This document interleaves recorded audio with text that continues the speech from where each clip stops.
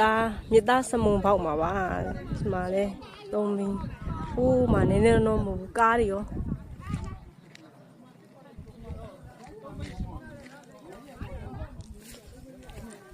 မကြည့်အောင်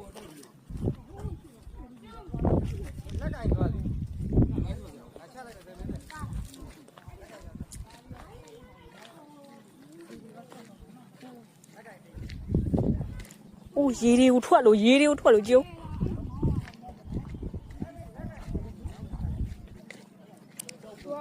အောက်ထဲမှာမြေကြီးထားတဲ့အချိန်နဲ့ဒါ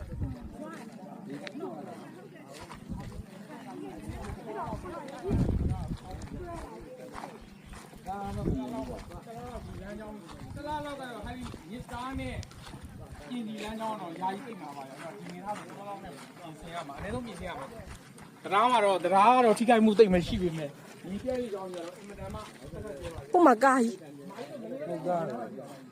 ဟိုကဘယ်ဆက်သွားလို့မရတော့ရတော့ဘူးကူးကြမှာတော့ခင်ဗျားတို့ထုတ်ကြည့်နေအဲ့ဒါကြီးကိုကားတစ်စီးဟိုမှာလဲတော့သွားတာမဟုတ်ဘဲနဲ့ရှေ့